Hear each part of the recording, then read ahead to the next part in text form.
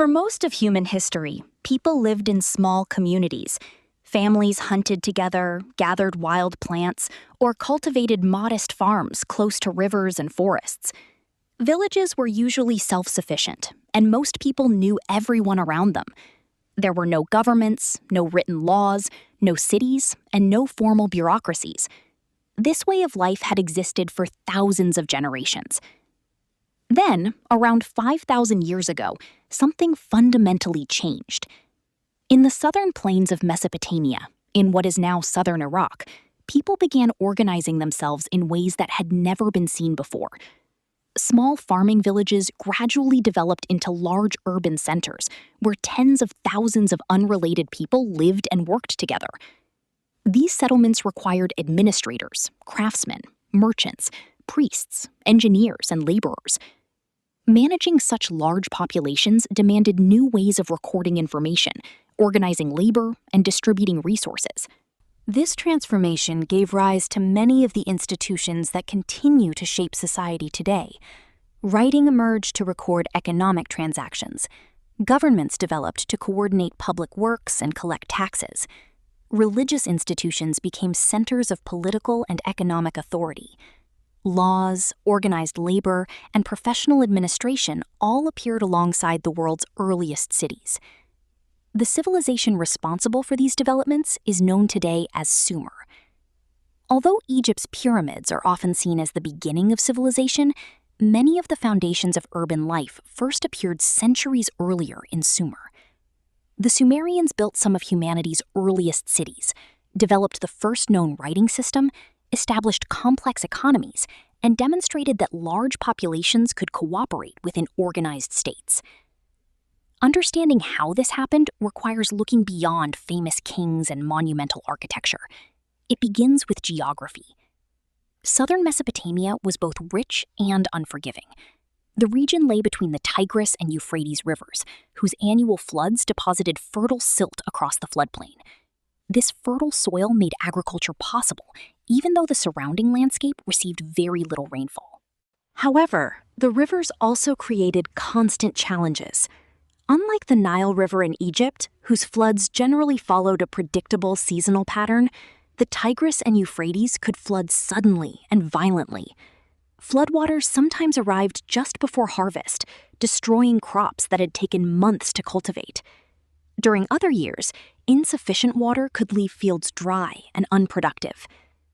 The environment offered tremendous agricultural potential, but only for communities capable of controlling water. At first, people relied on relatively simple irrigation methods. Small canals directed river water into nearby fields, allowing crops to grow during the dry months. These early farming communities belonged to what archaeologists call the Ubaid culture, which flourished between roughly 6,500 and 4,000 BCE. The Ubaid settlements were modest in size. Most consisted of farming villages, with small temples and houses built from mud brick. Archaeological evidence suggests that these communities were relatively equal compared with later societies. Burials contain similar grave goods, indicating that wealth differences were limited. There is little evidence for powerful kings or large governing institutions. For thousands of years, this system proved remarkably successful.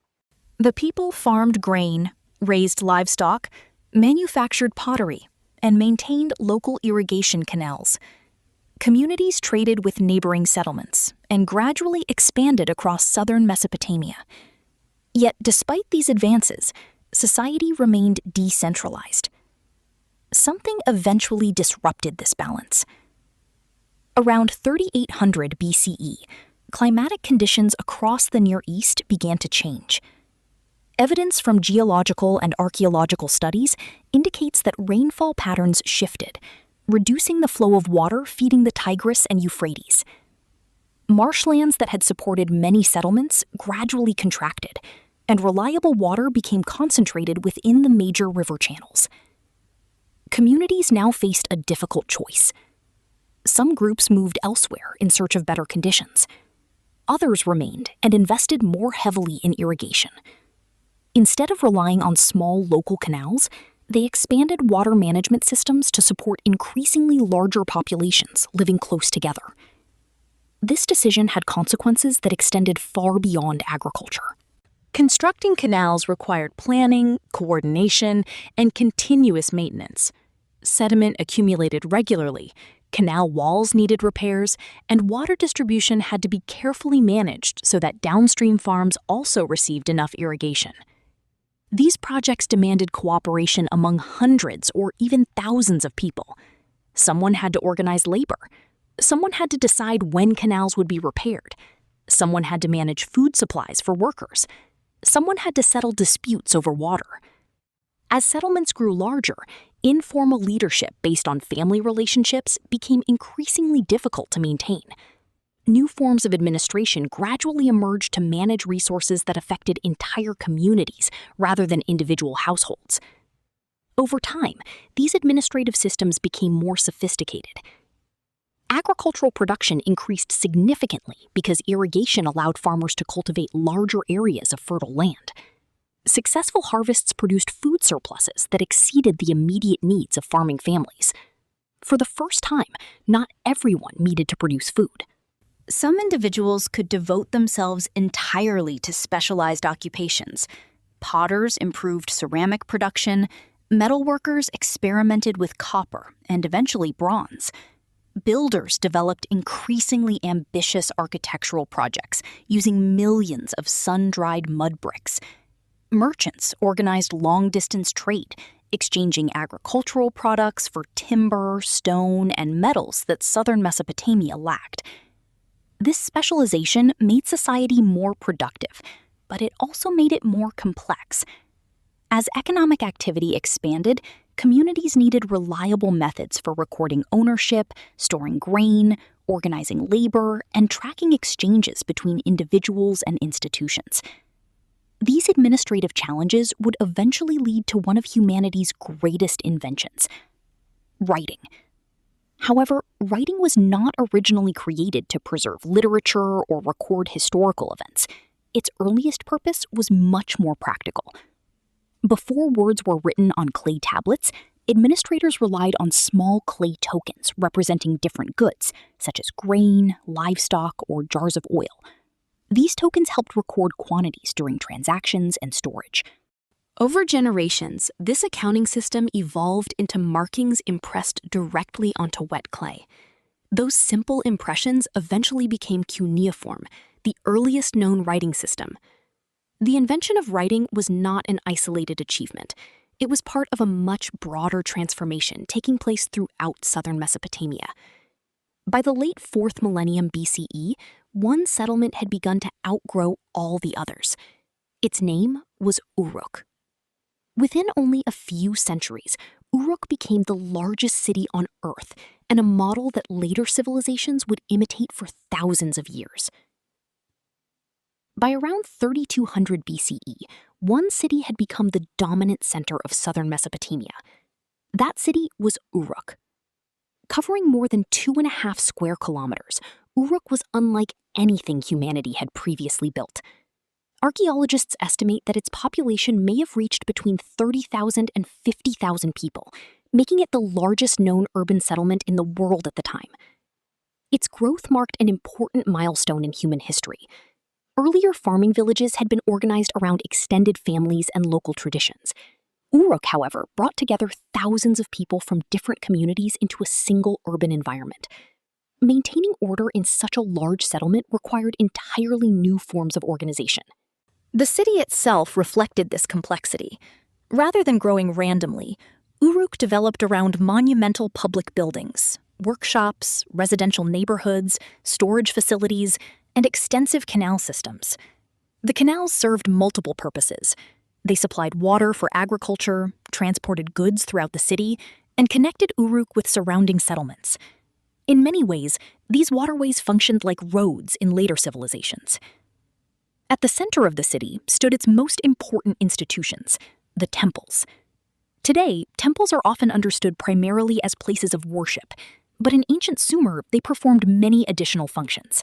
They were administrative headquarters, economic centers, warehouses, and employers. Much of the city's agricultural production passed through temple institutions before being redistributed to workers, craftsmen, and officials. The largest temple complexes were dedicated to major deities, such as Anu, the sky god, and Inanna, the goddess associated with love, fertility, and warfare. The elevated White Temple of Uruk, built atop a massive mud brick platform, dominated the city's skyline.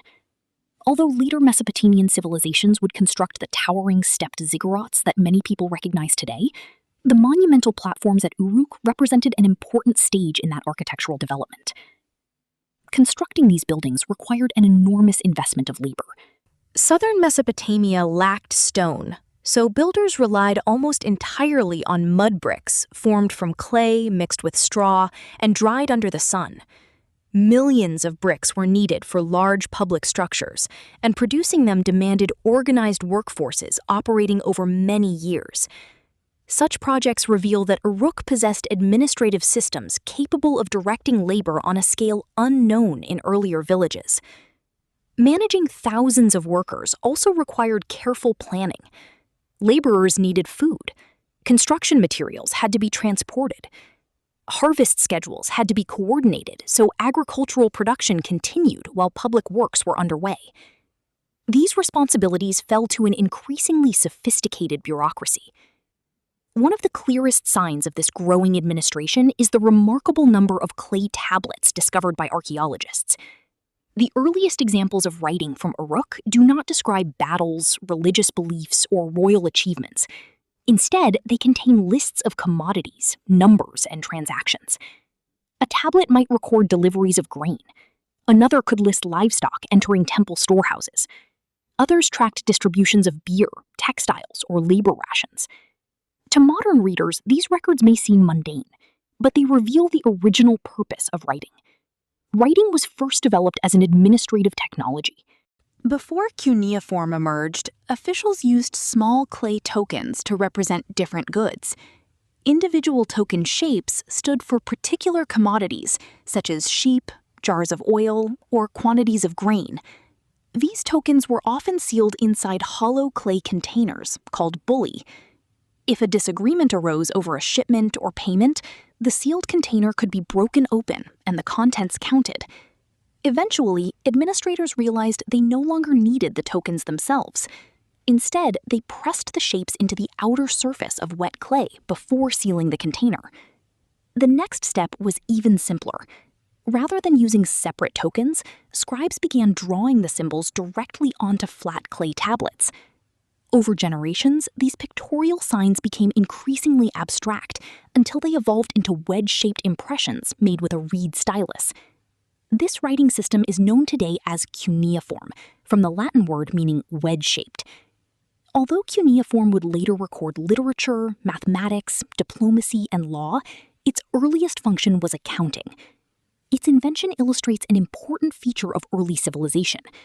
Complex societies often develop practical solutions long before they produce philosophical or literary works. As Uruk expanded, economic specialization also increased. Many inhabitants no longer farmed at all. Instead, they became full-time craftsmen. Potters produced standardized ceramics in large quantities. Weavers manufactured textiles for both local use and long-distance trade. Metal workers fashioned tools and ornaments from imported copper. Carpenters worked with timber brought from distant regions because southern Mesopotamia possessed very few natural forests. Merchants organized exchange networks that stretched hundreds of kilometers beyond Sumer. Trade became essential because the region lacked many basic raw materials. Stone arrived from Iran and Anatolia. Timber came from the mountains to the north and west. Copper was imported from areas including Oman. In return, southern Mesopotamia exported agricultural products, textiles, and manufactured goods. These trade routes connected Sumer with societies across the ancient Near East, encouraging the exchange of technologies, artistic ideas, and economic practices. Urban life also created social differences that had been much less visible in earlier villages. At the top of society stood rulers, senior priests, and high-ranking administrators. They oversaw temple institutions, organized public projects, and controlled significant economic resources. Below them were professional scribes. Learning to read and write cuneiform required years of training. Scribes mastered hundreds of symbols and numerical systems, making literacy a specialized skill available to only a small portion of the population. Their work gave governments and temples the ability to preserve information over long periods, allowing administrations to become increasingly efficient. Most residents, however, were farmers, craftsmen, laborers, and merchants. Excavations show that ordinary families typically lived in modest mud brick houses arranged along narrow streets. Daily life revolved around agriculture, household production, local markets, and religious festivals. One archaeological discovery provides an especially revealing glimpse into the lives of ordinary workers. Across numerous Auric period sites, archaeologists have uncovered vast numbers of identical ceramic vessels, known as bevel-rimmed bowls. Unlike finely decorated pottery used in homes, these bowls were simple, mass-produced, and remarkably uniform. Many scholars believe they served as standardized containers for distributing daily rations of grain or beer to workers employed by temples and public institutions. If this interpretation is correct, these humble bowls represent one of history's earliest examples of organized wage distribution. They demonstrate that large institutions had begun managing labor through standardized systems, rather than informal family relationships. By the end of the Auric period, the city had become much more than a collection of buildings. It represented a new model of human society. Large populations could now cooperate through administration instead of kinship, written records instead of memory, and specialized occupations instead of universal farming. The foundations of urban civilization had been established. Yet the growth of cities also introduced new challenges. As neighboring settlements expanded and competed for land, water, and resources, conflict became increasingly common. The next stage in Sumerian history would be shaped not only by innovation, but also by rivalry between the world's first city-states. As Uruk expanded, its success inspired the growth of other settlements across southern Mesopotamia. Cities such as Ur, Eridu, Lagash, Kish, Nippur, and Umma also developed into important political and economic centers. Although they shared language, religious traditions, and many cultural practices, they were not united under a single government. Instead, each city functioned as an independent city-state. Every city had its own patron deity, temple complex, agricultural lands, and governing institutions. To the people who lived there, loyalty was often directed first toward their own city, rather than to Sumer as a whole. This political landscape resembles that of ancient Greece, thousands of years later, where cities such as Athens and Sparta developed independently, despite sharing a common culture. As these city-states grew, their governments also evolved. During the earliest stages of urban development, temples had dominated much of public administration. Priests oversaw agricultural production, managed storehouses, supervised labor, and organized religious ceremonies that were believed to maintain the favor of the gods. Over time, however, another institution became increasingly important: kingship. The Sumerian word for king was lugal, meaning great man. Early rulers may not have begun as hereditary monarchs. Some historians believe they first emerged as military leaders chosen during times of crisis, particularly when neighboring cities competed over land and water. As warfare became more frequent, these temporary leaders gradually transformed into permanent rulers with expanding political authority. Even so, religion remained closely connected to government. Sumerian kings rarely claimed to be gods themselves, unlike many later Egyptian pharaohs. Instead, they presented themselves as representatives chosen by the gods to govern on their behalf. Their legitimacy depended on maintaining temples, organizing festivals, protecting the city, and ensuring prosperity for the population. The relationship between religion and government was therefore cooperative rather than separate. Temples and palaces worked together to administer society, although the balance of power shifted over time. Many of the earliest rulers are known through a document called the Sumerian King List. This remarkable text records successive dynasties and rulers from numerous Sumerian cities. It combines mythology with history, listing legendary kings said to have ruled for impossibly long periods before gradually transitioning into rulers who are supported by archaeological evidence. Because of this mixture of legend and historical memory, historians use the King List carefully. It cannot always be accepted literally, but it provides valuable insight into how the Sumerians understood their own past. Among the earliest rulers associated with Uruk is Enmerkar. Although much of what is known about him comes from later literary traditions, Enmerkar occupies an important place in Sumerian culture. Epic poems portray him as a powerful ruler involved in diplomacy, trade, and construction projects. One story even links his reign to the invention of writing, suggesting that a royal message became too long to deliver orally, leading to the need for written communication. Modern historians do not treat this story as a literal account of how writing was invented. Instead, it reflects the growing recognition among ancient Mesopotamians that literacy had become essential for governing increasingly complex societies. A more familiar figure is Gilgamesh. Today, Gilgamesh is best known as the hero of the Epic of Gilgamesh, one of the oldest surviving works of literature. The epic follows his adventures, his friendship with Enkidu, and his search for immortality after confronting the reality of death. For centuries, scholars debated whether Gilgamesh had been entirely fictional. Archaeological discoveries have changed that view. Although the legendary stories surrounding him are clearly mythological, most historians now agree that Gilgamesh was probably a real ruler of Uruk who lived sometime around 2700 BCE. References to him appear in multiple independent Sumerian sources, suggesting that later generations built legendary narratives around the memory of an actual king. The historical Gilgamesh appears to have been associated with one of Uruk's most impressive construction projects. Ancient traditions credit him with building or strengthening the city's defensive walls. Whether he personally directed their construction cannot be confirmed, but archaeology shows that large fortification systems surrounded major Sumerian cities during this period. These walls reveal an important change in Mesopotamian society. Earlier communities had invested primarily in irrigation canals and agricultural infrastructure. Now they also invested enormous resources in defense. The reason was simple.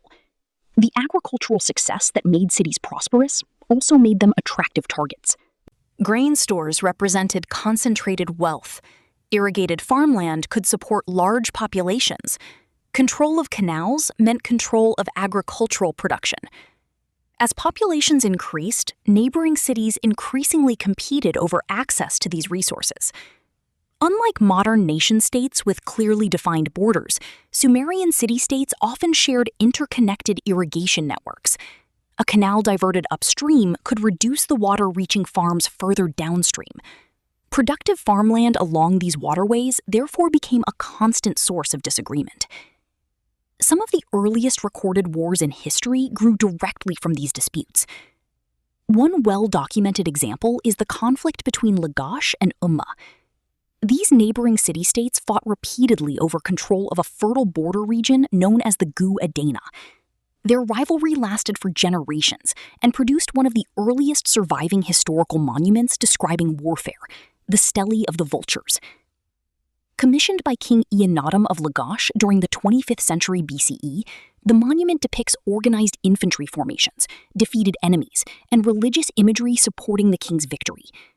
It provides valuable evidence that warfare had already become highly organized, involving disciplined armies rather than isolated tribal raids.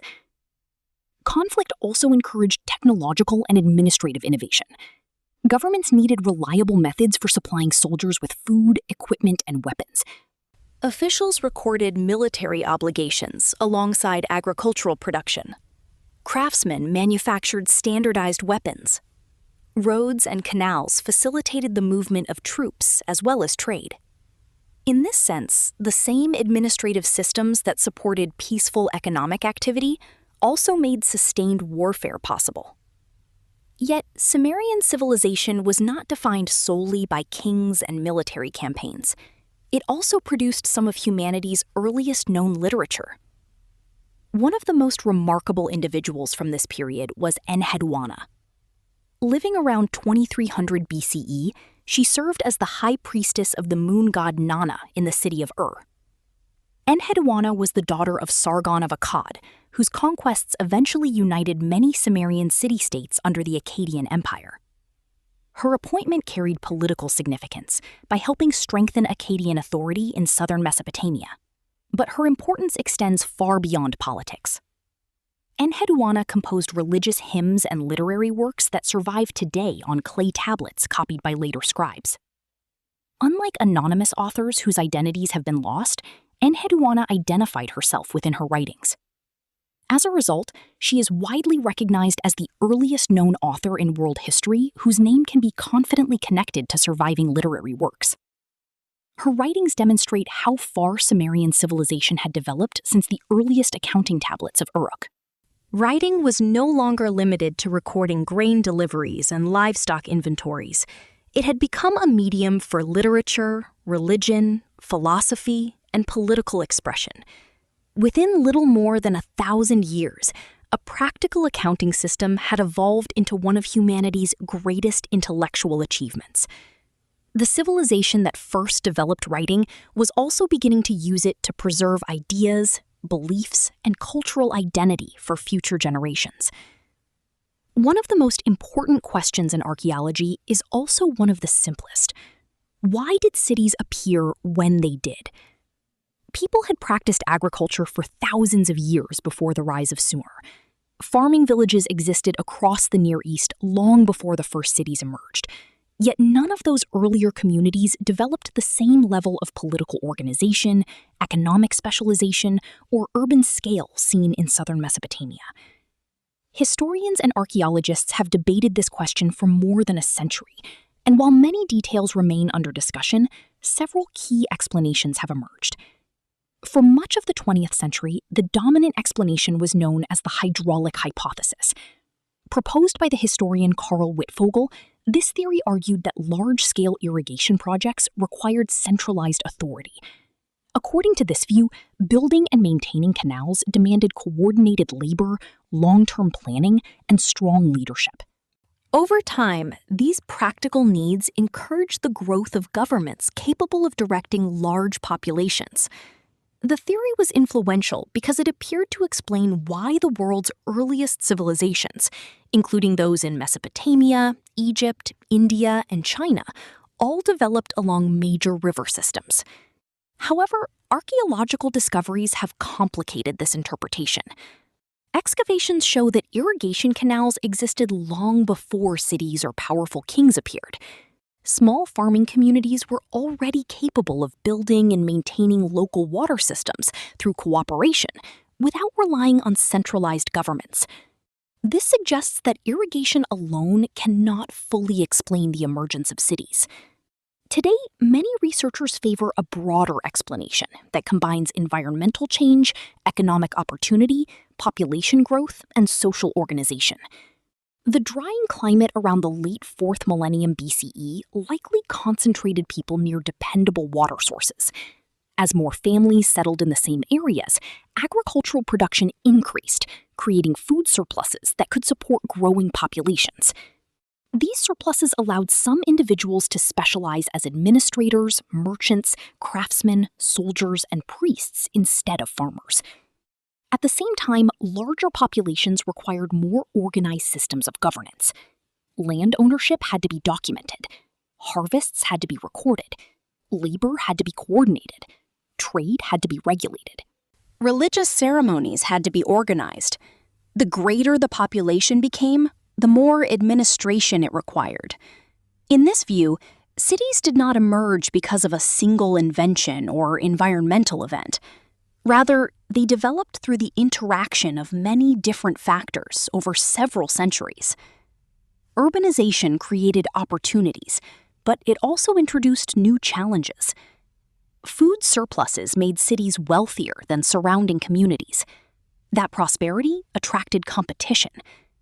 Grain stored inside temple granaries represented an enormous concentration of resources. Irrigated farmland became increasingly valuable. Water itself became a strategic resource. As a result, cities invested more heavily in defensive walls, organized armies, and political institutions capable of protecting their populations. This created an important cycle. Successful agriculture supported larger populations.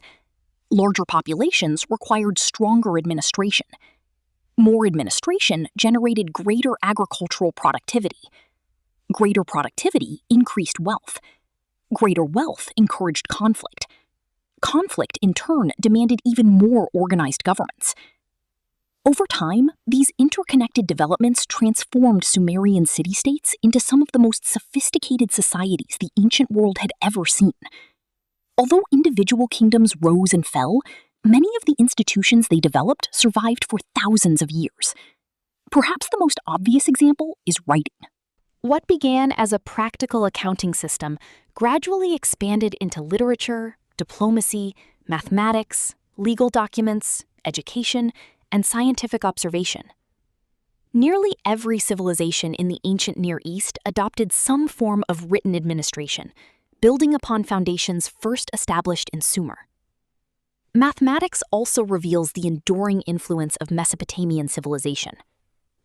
Unlike the decimal system used in most modern counting, the Sumerians developed a base 60, or sexagesimal, numbering system.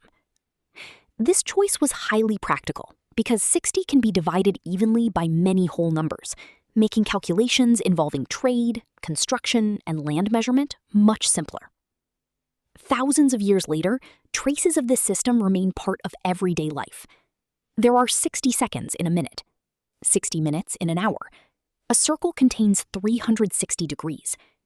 Although most people rarely think about their origin, these conventions can be traced back to mathematical traditions first developed in ancient Mesopotamia. The Sumerians also demonstrated how complex societies could function through permanent institutions, rather than personal relationships alone. Governments maintained written records, officials collected taxes, courts resolved disputes, temples managed economic resources, merchants signed contracts, land ownership could be documented across generations. These practices eventually became standard features of states throughout the ancient world.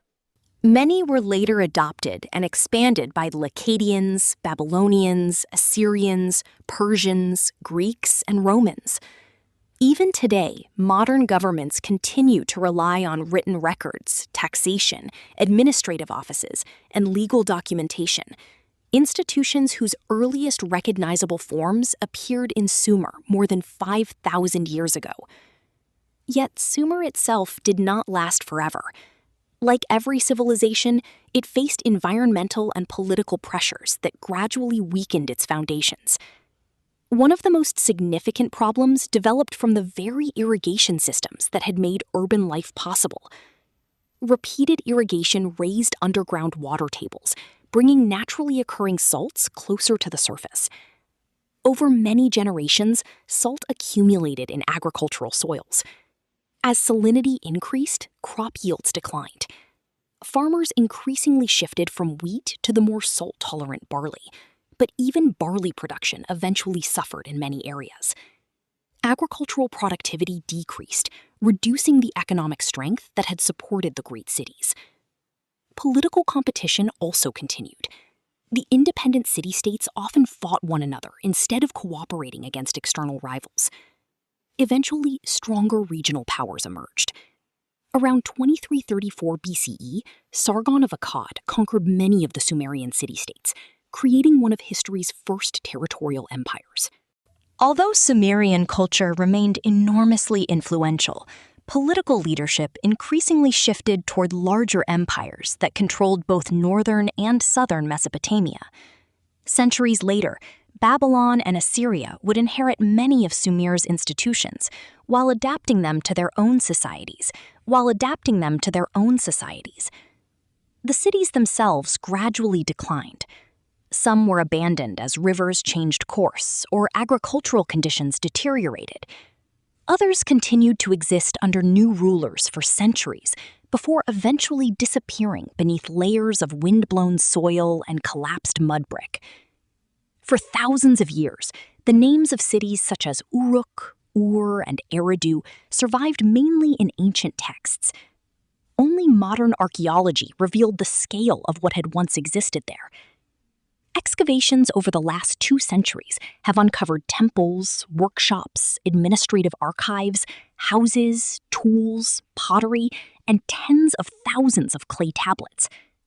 Together, these discoveries have transformed our understanding of the ancient world. They show that civilization did not emerge suddenly through the achievements of a single ruler or invention. Instead, it developed gradually as people adapted to environmental challenges, organized increasingly complex communities, and created institutions capable of managing societies on an unprecedented scale. The legacy of Sumer is therefore much larger than its surviving ruins. Its cities introduced new ways of governing populations, organizing economies, recording information, and preserving knowledge. The world's first urban civilization established patterns that continued through later empires and, in many respects, remain visible in modern society. Whenever governments keep written records, businesses maintain accounts, courts preserve legal documents, or cities rely on organized public administration, they are using concepts whose origins can be traced back to the earliest experiments in urban life along the Tigris and Euphrates. The people of Sumer did not simply build the first cities. They developed many of the systems that made cities possible. Their civilization became the foundation upon which much of later human history was built. History is more than a collection of dates and ancient ruins. It is the story of how people responded to the challenges of their time, building societies, solving problems, making mistakes, and leaving behind ideas that continue to shape our world today. The story of Sumer reminds us that many things we consider ordinary, from cities and written records to government and mathematics, have roots stretching back more than 5,000 years. By understanding where these ideas began, we gain a deeper understanding of the world we live in today. If you enjoyed this exploration of the ancient world, consider subscribing to the channel. We regularly dive into the people, civilizations, and events that changed the course of history, using archaeological discoveries, primary sources, and modern historical research. If there's a historical topic you'd like us to explore next, leave your suggestion in the comments below. We'd love to hear what you're curious about.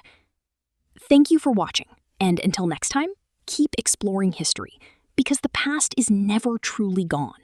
It continues to shape the world around us.